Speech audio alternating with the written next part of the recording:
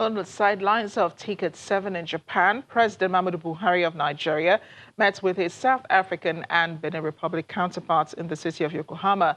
South African President Cyril Ramaphosa regrets the alleged killing of a Nigerian in his country by security agents a few days ago, saying discussions are ongoing to tackle the issue.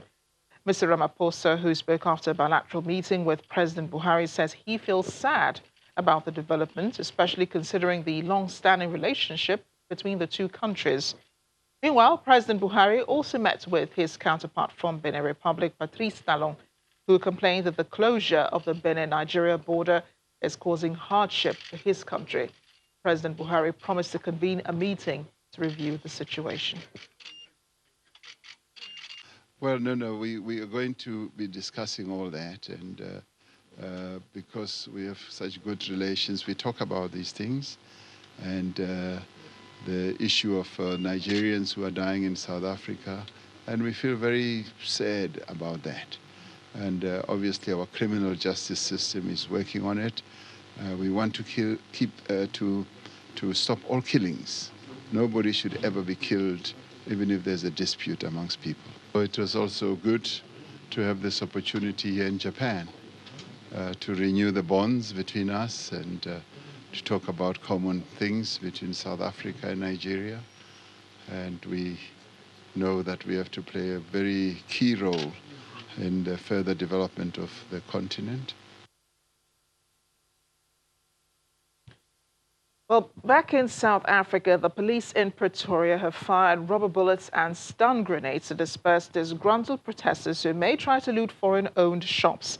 The protesters, which included taxi drivers, have closed off several roads around the city, preventing some residents from getting to their workplaces. The unrest comes after a taxi driver was shot dead by an unknown man. The incident sparked confrontation between taxi operators and foreign nationals operating various businesses in the vicinity of Blood Street taxi rank. The police have asked for anyone with information relating to the death of the taxi driver to come forward. This is the furthest we can go. As you can see, shops are being looted and being burnt. We'll continue our conversation with Professor Bola Akinteriwa of the Polytech Institute of Research and Strategic Studies concerning Gambia's former president who died recently at the age of 95. Professor Akinteriwa, thank you for joining us on the program. Thank you. Well, great to finally have you. I appreciate your joining us at this time. So would you say that what would you say are the legacies of President Dawda Jawara as the founding father of post-colonial Gambia? I think we can place emphasis on two or three of them. The first is his commitment to multi-party democracy. I think that one is quite significant. He strongly believes in the autonomy of his very small country, the Gambia. You would recall that from 1981 to 1989, during the period of the Senegambia Confederation, now he made efforts to ensure that the Gambia remains autonomous. Again, he placed greater emphasis on non-dependency, on former colonial master, the British. So when you take a critical look at this type of attitudinal disposition, I think it's quite commendable. Perhaps more importantly, a second factor is his commitment to the protection of human rights. You'll discover that the OAU Charter is on human rights. The negotiations took place in the Gambia under his administration. At the end of the day, there is also the African Center for Democracy and Human Rights. All these were discussed. The genesis can be traced to Banjul. They call it even the Banjul Charter. I think these are important legacies on which we can continue to lay emphasis. Professor, Gambia, like many countries in Africa, can boast of founding fathers who had it pretty easy with governance, and then things changed after they left office. And the same things happen in Gambia today. Who's to blame for this?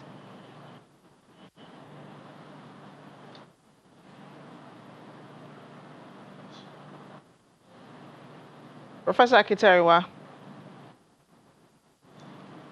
Yes, in terms of what might be responsible for sustainment of democracy, I think that what is largely responsible is the long stay of Yahya Jammeh in power. He was there for about 22 years, and during this period, it was more of a dictatorial democracy.